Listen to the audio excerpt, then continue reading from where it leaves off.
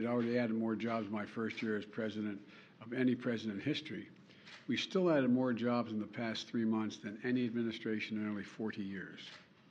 Now look, I know times are tough. Prices are too high. Families are facing the cost of the living crunch. But today's economic news confirms the fact that my economic plan is moving this country in a better direction. The unemployment rate is near a historic low of 3.6%. Private sector jobs are at a record high. Gas prices, still way too high, have fallen now 25 days in a row. And this week we saw the second largest single-day decrease in gas prices in a decade. We still have a lot of work to do. I'm not suggesting there's a lot more work to do, but I am suggesting we're making significant progress. The program is working. Now, with the Vice President, Secretary Becerra, and Deputy Attorney General Monaco, I want to talk about an executive order I'm signing to protect reproductive rights of women in the aftermath of the Supreme Court's terrible, extreme, and I think so totally wrong-headed decision to overturn Roe v. Wade. In both formalized actions I announced right after the decision, as well as adding new measures today. Let's be clear about something from the very start. This was not a decision driven by the Constitution. Let me say it again. This was not a decision driven by the Constitution. And despite what those justices in the majority said, this was not a decision driven by history. You've all probably had a chance to read the decisions and the dissent. The majority rattles off laws from the 19th century to support the idea that Roe was a historic anomaly because states outlawed abortion in the 1880s toward the end. But that's just wrong. The truth is, today's Supreme Court majority that is playing fast and loose with the facts. Even 150 years ago, the common law and many state laws did not criminalize abortion early in pregnancy, which is very similar to the viability line drawn by Roe. But the Dobbs majority ignores that fact. And the Dobbs majority ignores that many laws are enacted to protect women at the time when they were dying from unsafe abortions. This is the horrific reality that Roe sought to end. The practice of medicine should not be frozen in the 19th century. So what happened? The dissenting opinion says as clear as you can possibly say it. And here's the quote. Neither law nor facts nor attitudes have provided any new reason to reach a different result than Roe and Casey did. And all that's changed is this court, end of quote. All that's changed is this court. That wasn't about the Constitution or the law. It was about a deep, long-seating antipathy toward Roe and the broader right to privacy. As the justices wrote in their dissent, and I quote, the majority has overruled Roe and Casey for one and only one reason, because it has always despised them, and now it has the votes to discard them, end of quote. So what we're witnessing wasn't a constitutional judgment. It was an exercise in raw political power. On the day the Dobbs decision came down, I immediately announced what I would do, but I also made it clear, based on the reasoning of the court, there is no constitutional right to choose. The only way to fulfill and restore that right for women in this country is by voting, by exercising the power at the ballot box. Let me explain. We need 2 additional pro-choice senators and a pro-choice House to codify Roe as federal law. Your vote can make that a reality. I know it's frustrating, and it made a lot of people very angry, but the truth is this, and it's not just me saying it, it's what the court said. When you read the decision the court has made clear, it will not protect the rights of women, period. After having made a decision based on a reading of a document that was frozen in time in the 1860s, when women didn't even have the right to vote, the court now practically dares the women of America to go to the ballot box and restore the very rights they've just taken away. One of the most extraordinary parts of the decision, in my view, is the majority writes, and I quote, it's a quote now from the majority, women are not without electoral or political power. It is noteworthy that the percentage of women who register to vote and cast a ballot is consistently higher than the percentage of the men who do so. End of quote. Repeat the line. Women are not without electoral and or political, or maybe precise, not and or political power. That's another way of saying that you, the women of America, can determine the outcome of this issue. I don't think the court, or for that matter, the Republicans who for decades have pushed the extreme agenda, have a clue about the power of American women. But they're about to find out, in my view. It's my hope and strong belief that women will, in fact, turn out in record numbers to reclaim the rights that have taken from them by the court. And let me be clear. While I wish it had not come to this, this is the fastest route available. I'm just stating a basic fundamental notion. The fastest way to restore Roe is to pass a national law codifying Roe, which I will sign immediately upon its passage at my desk. And we can't wait. Extreme Republican governors, extreme Republican state legislators, and Republican extremists in the Congress overall, all of them have not only fought to take away our rights, but they're now determined to go as far as they can. Now, the most extreme Republican governors and state legislators have taken the court's decision as a green light to impose some of the harshest and most restrictive laws seen in this country in a long time. These are the laws that not only put women's lives at risk, these are the laws that will cost lives. What we're witnessing is a giant step backwards in much of our country. Already the bans are in effect in 13 states. 12 additional states are likely to ban choice in the coming weeks. And in a number of these states, the laws are so extreme, they've raised the threat of criminal penalties for doctors and healthcare providers. They're so extreme that many don't allow for exceptions, even for rape or incest. Let me say that again. Some of the states don't allow for exceptions for rape or incest. This isn't some imagined horror. It's already happening. Just last week, it was reported that a 10-year-old girl was a rape victim in Ohio. 10 years old. And she was forced to have to travel out of the state to Indiana to seek to terminate the presidency and maybe save her life. That's last part is my judgment. 10 years old. 10 years old. Raped, 6 weeks pregnant, already traumatized, was forced to travel to another state. Imagine being that little girl. I'm serious. Just imagine being that little girl, 10 years old.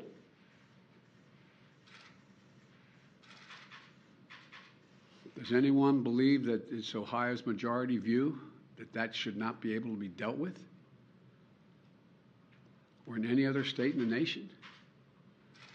A 10-year-old girl should be forced to give birth to a rapist's child? I can tell you what I don't. I can't think of anything as much more extreme. The court's decision has already been received by Republicans in Congress as a green light to go further and pass a national ban. A national ban. Remember what they're saying. They're saying there's no right to privacy, so therefore it's not protected by the Constitution. So it's left up to the states and the Congress what they want to do. And now my Republican friends are talking about getting the Congress to pass a national ban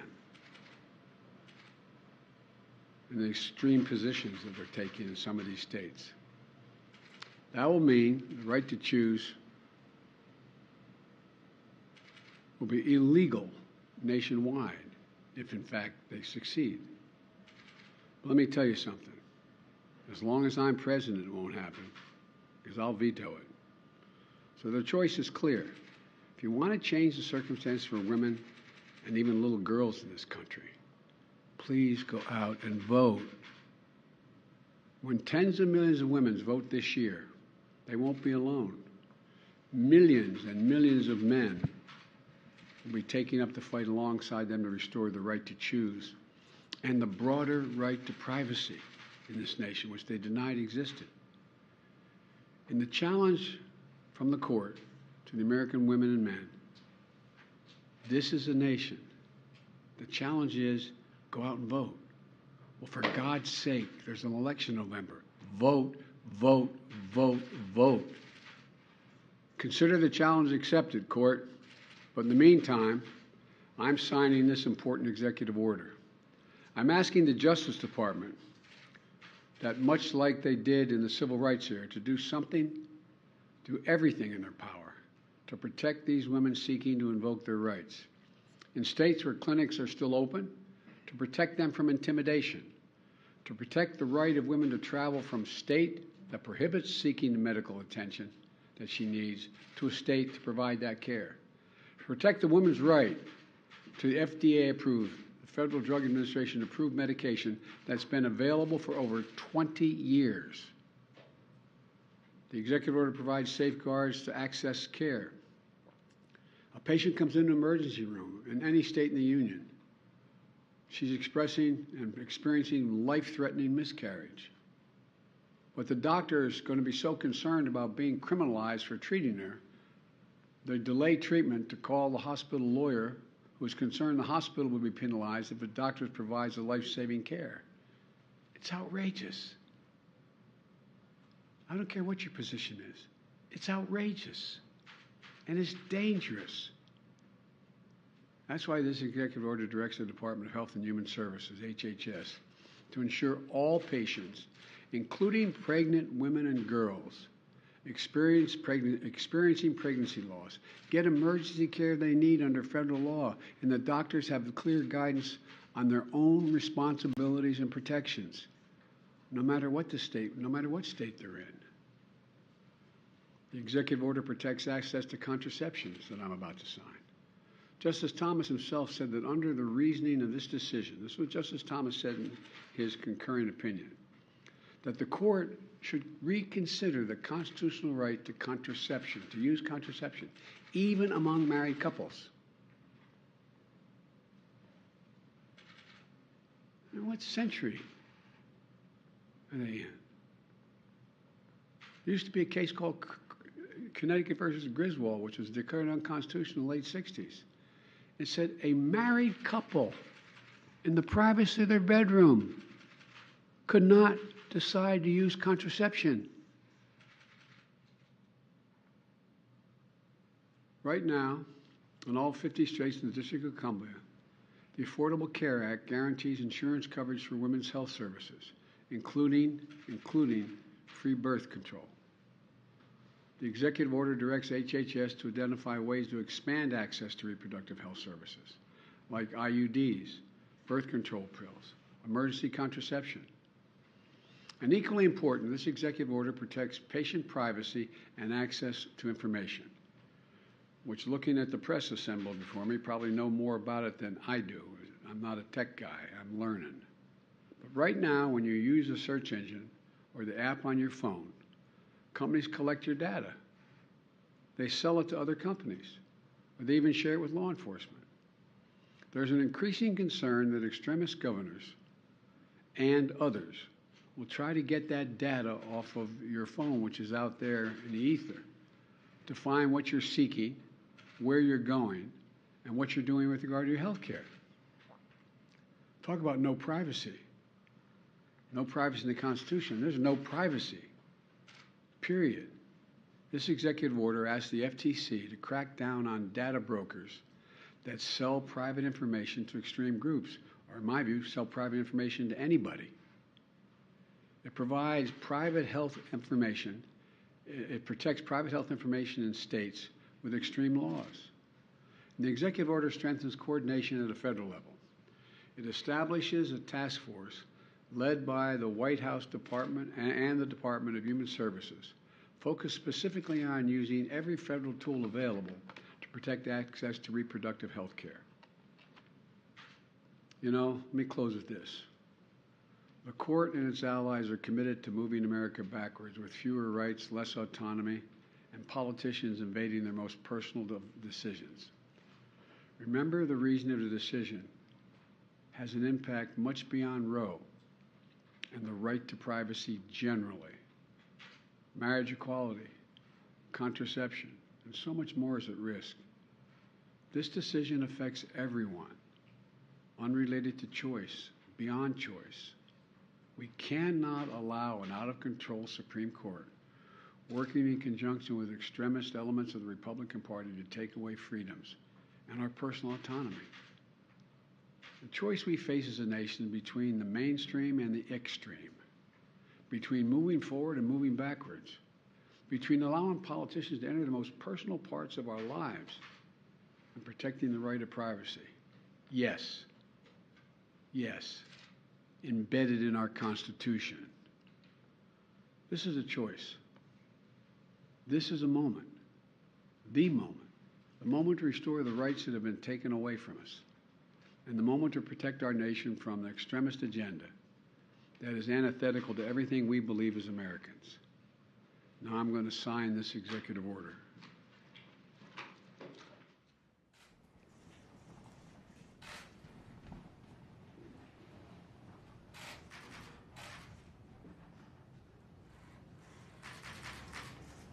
Executive order is protecting access to reproductive health care services.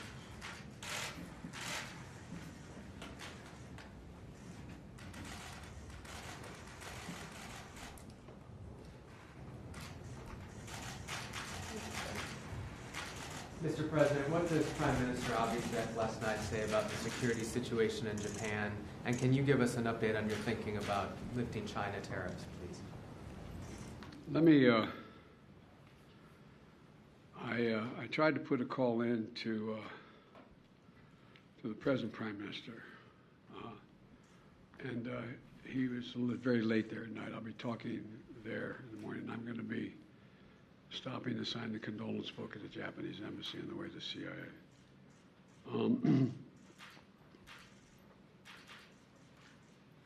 This hasn't happened in Japan in decades and decades.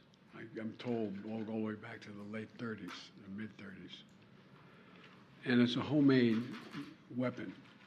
I've only seen a photograph of it. The Justice Department is going to be going in and giving me more detail later as they find out the detail. But the fact is that one thing did get my attention, that this is the first use of a weapon to murder someone in Japan. And I think we have thus far 3,000, I won't hold me to the number, 688, between 3,000 and 4,000 cases. They have one. And so, but we're going to learn more about, as time goes on, about motive, about the whole. But Japan, Fumio, the present Prime Minister, is a very solid guy. Japan is a very, very stable ally, and I do not believe it's likely to have, but I don't know yet, likely to have any profound destabilizing impact on Japanese security or Japanese solidarity. Thank you all so very much. Mr. President, can I ask you about privacy? And China tariffs as well, sir. Can you just give us your thoughts on lifting China tariffs? I haven't made that decision. Would you recommend women stop using apps that track their health?